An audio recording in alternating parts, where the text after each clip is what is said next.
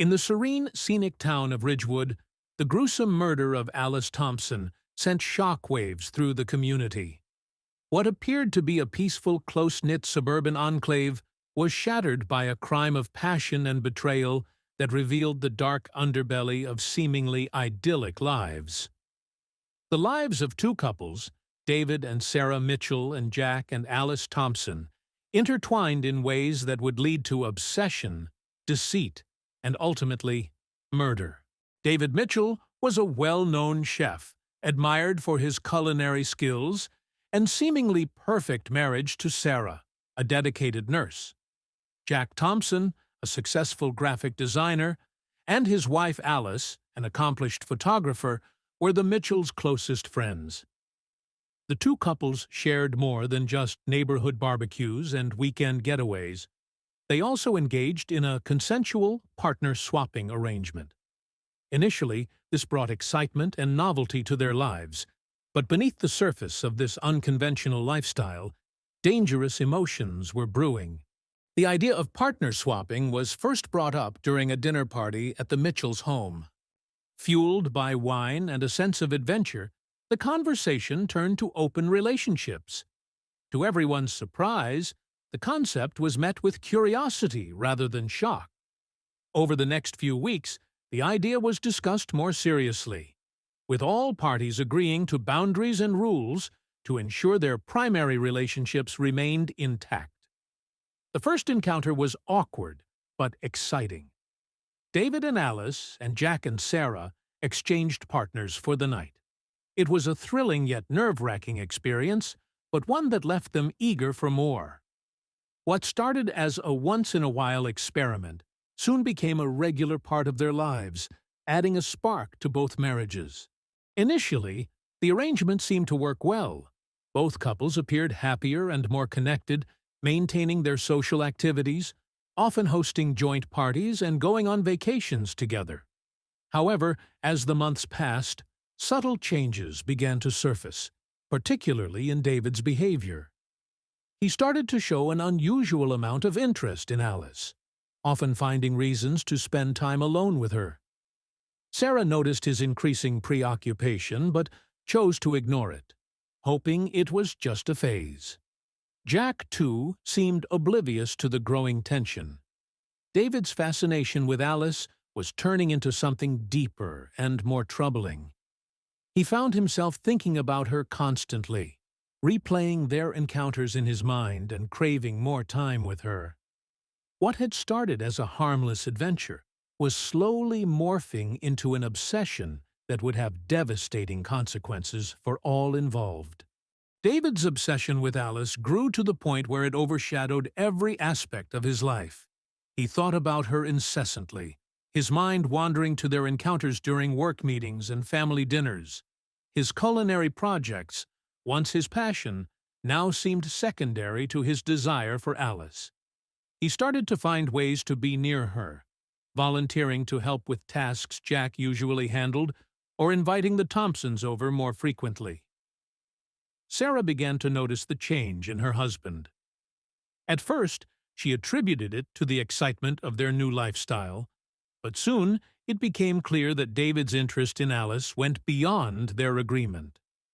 He became irritable and distant when they weren't with the Thompsons, and his conversations often veered towards Alice's likes and dislikes, her quirks and habits.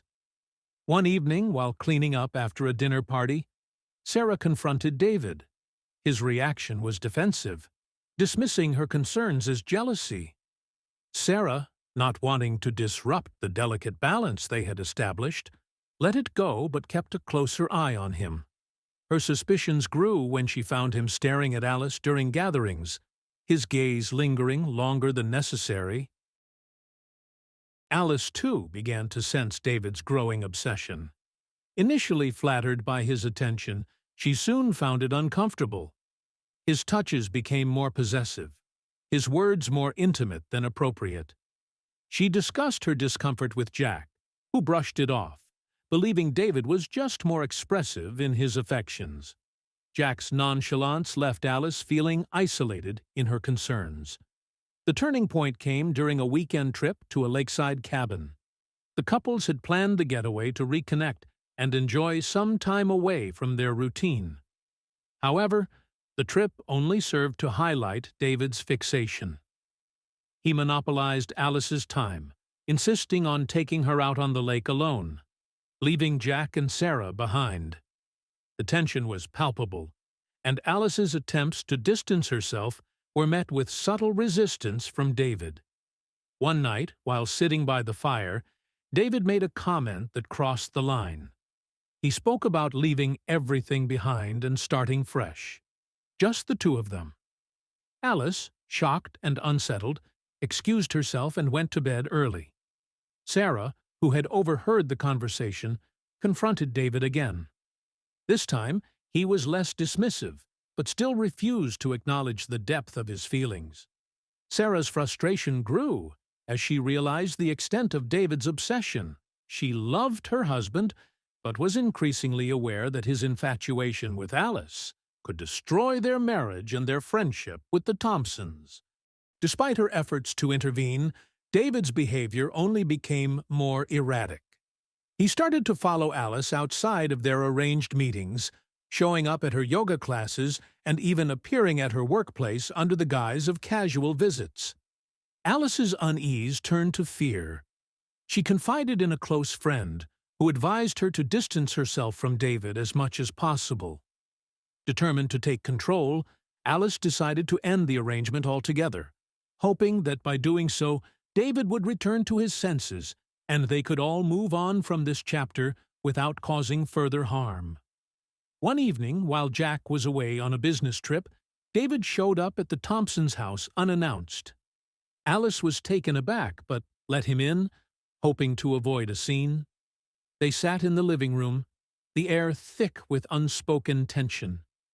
David confessed his feelings for her, speaking of a future where they could be together openly. Alice, horrified, tried to reason with him, explaining that their arrangement was never meant to be more than a temporary excitement. As David's declarations became more intense, Alice's fear turned to anger. She realized she needed to put an end to this before it destroyed her marriage and her friendship with Sarah.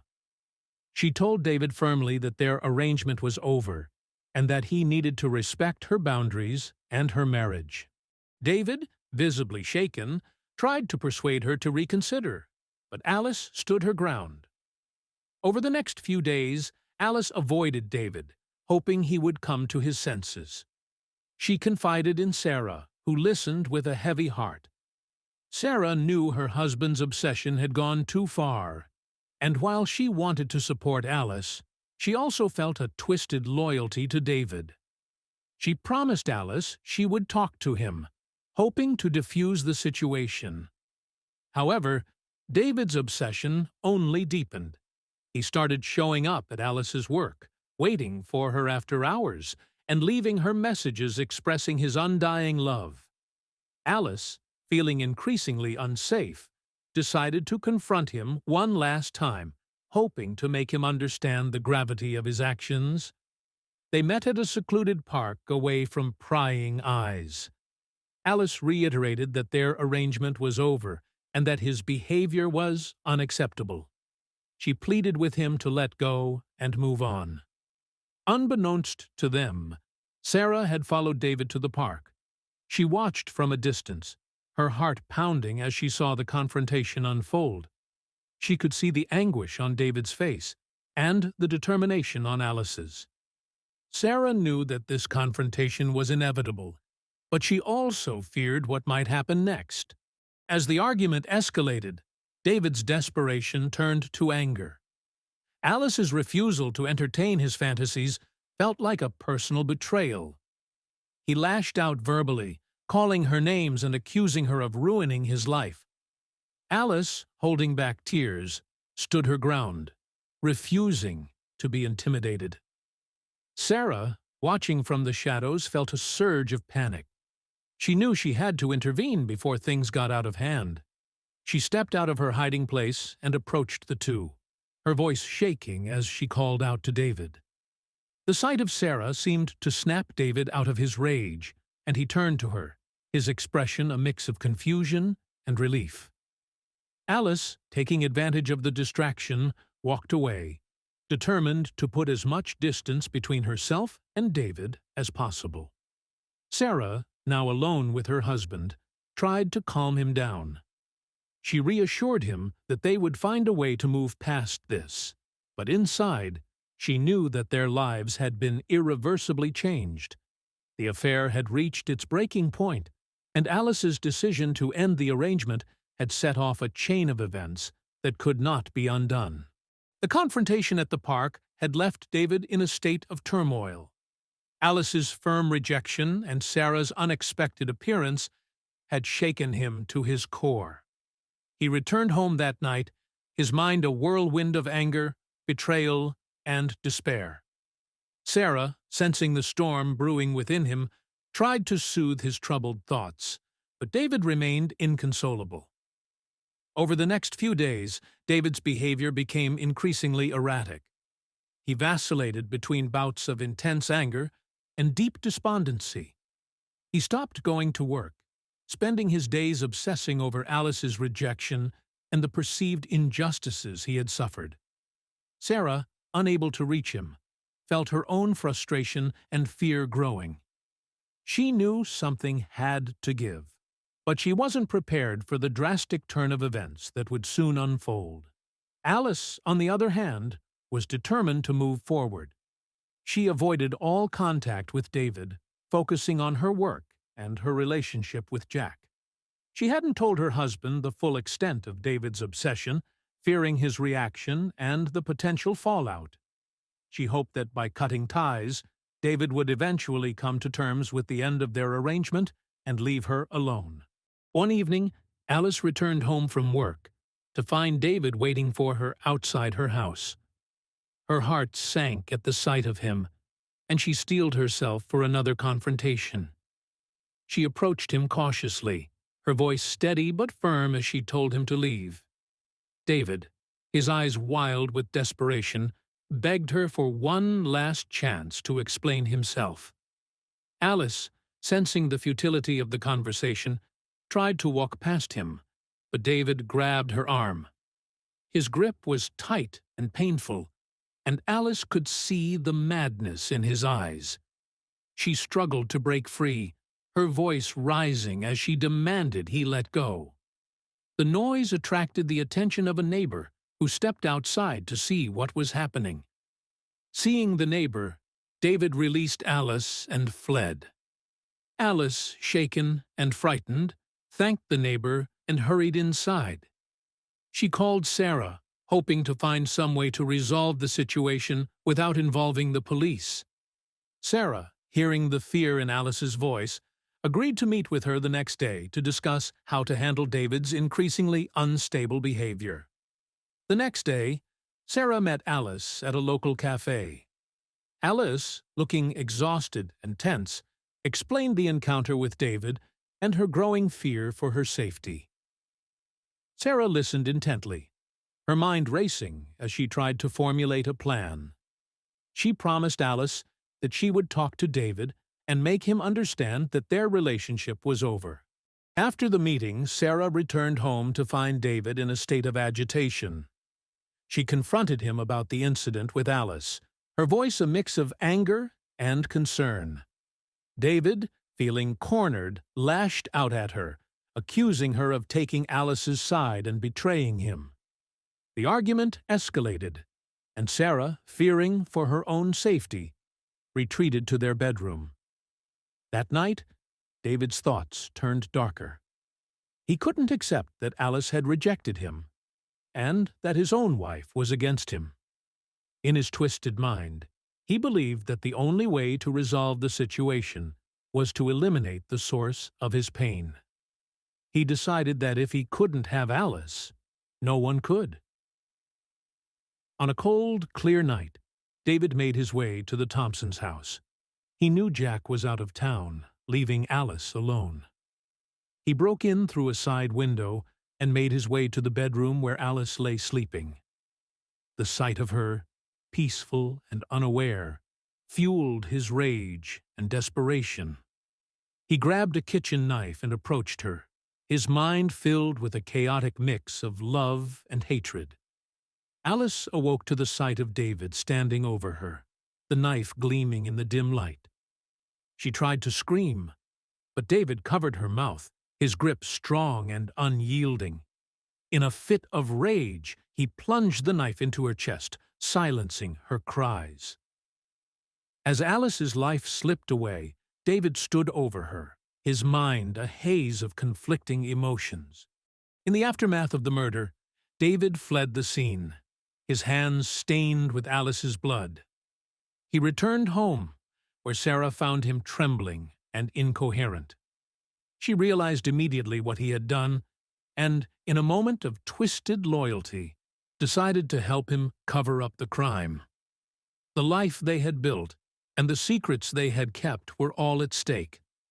Sarah knew that if they were to survive, they needed to act quickly and decisively.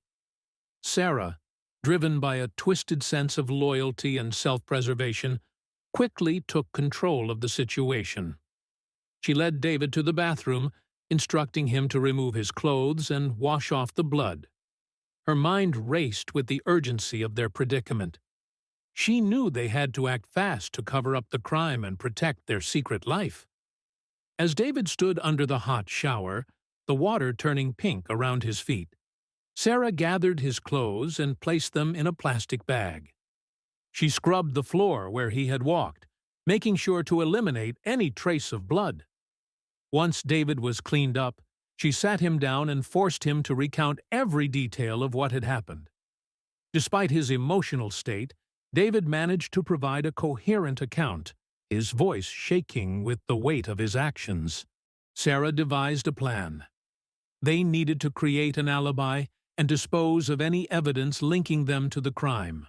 She called a trusted friend, claiming that David had been with her all evening, ensuring their alibi was backed up. Then, she drove to a secluded area outside of town where she burned David's blood-stained clothes and the murder weapon, praying that the fire would consume any remaining evidence. The police questioned everyone in the neighborhood, including the Mitchells. Sarah's carefully crafted alibi held up under scrutiny, and David, although visibly distressed, managed to avoid raising suspicion.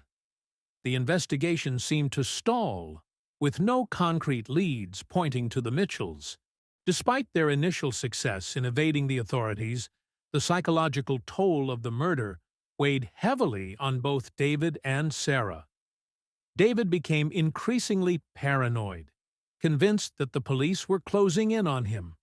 He withdrew from friends and colleagues, isolating himself in a web of fear and regret. Sarah, while outwardly composed, felt the strain of their secret pressing down on her. She became hypervigilant, scrutinizing every interaction and behavior for signs of suspicion from those around them. The weeks following Alice's murder were a blur of tension and deception for the Mitchells. Sarah took on the role of the stabilizer, managing David's paranoia, while ensuring their public facade remained intact. She monitored the news for any updates on the investigation, relieved that the police seemed to have no solid leads. However, Sarah knew that maintaining their cover required more than just an alibi. They needed to create a narrative that would divert attention away from David.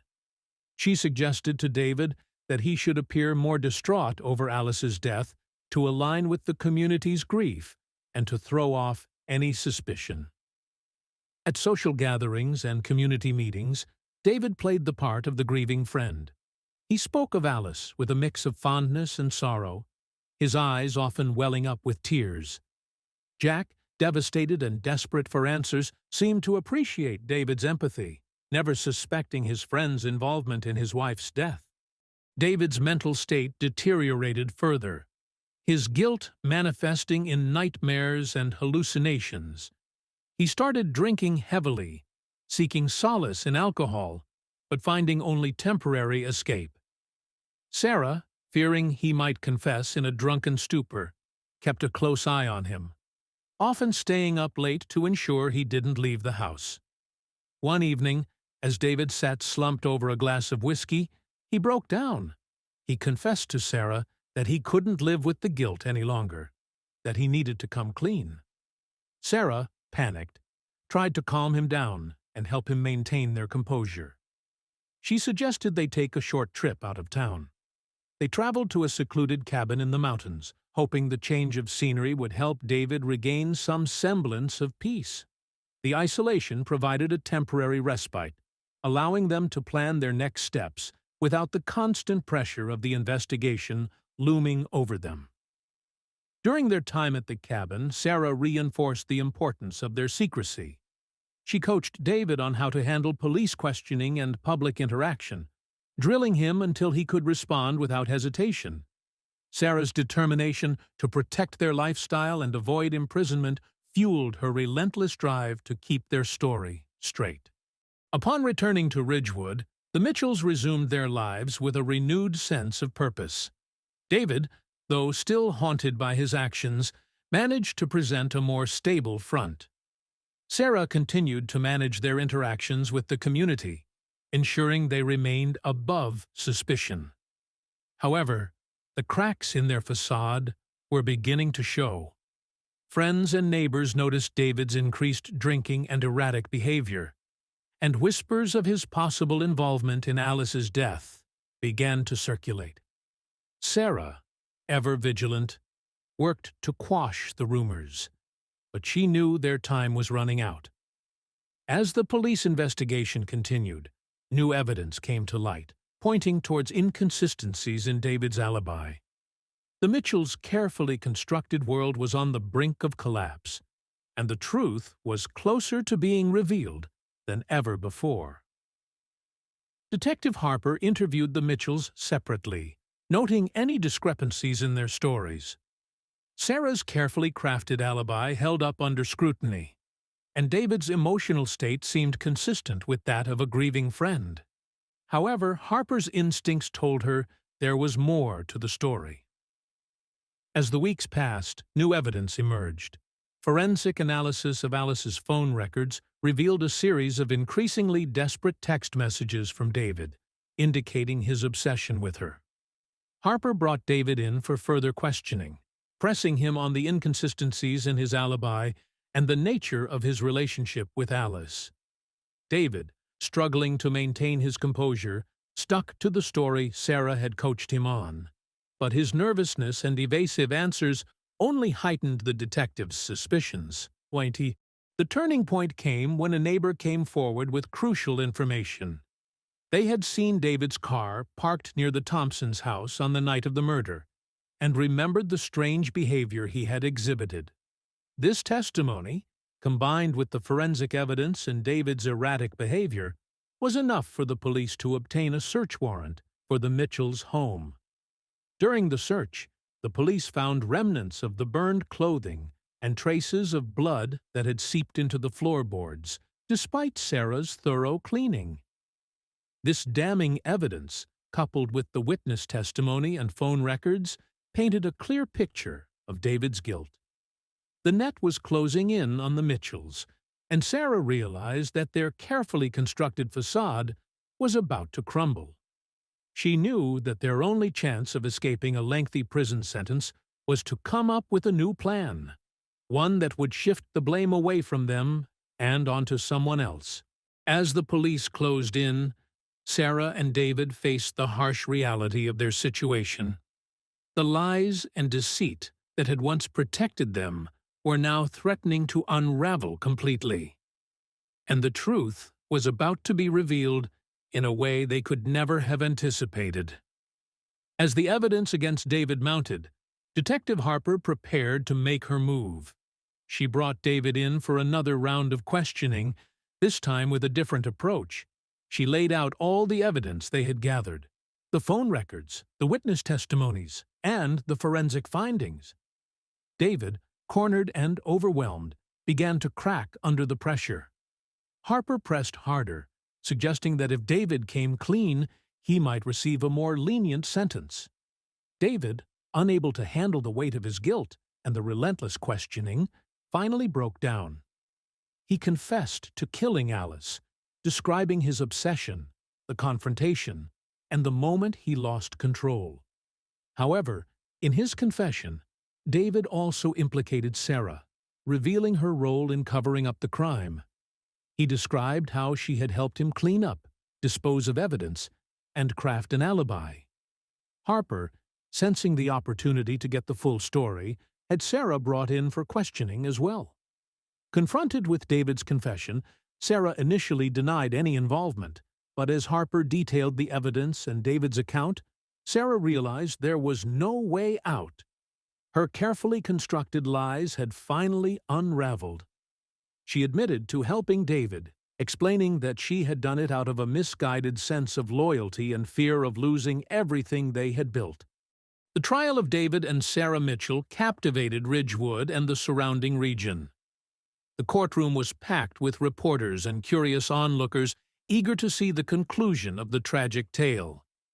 David was charged with first-degree murder, and Sarah was charged with being an accessory to murder and obstruction of justice. Both pled guilty to their respective charges. David was sentenced to life in prison without the possibility of parole. Sarah, despite her role in the cover-up, received a lighter sentence due to her cooperation with the investigation and her previously clean record. She was sentenced to 15 years in prison, with the possibility of parole after 10. Jack Thompson, left to pick up the pieces of his shattered life, found some solace in the justice served, but continued to mourn the loss of his beloved wife. The town of Ridgewood would never forget the shocking events that had unfolded, a stark reminder of the dark potential that lies beneath the surface of seemingly perfect lives.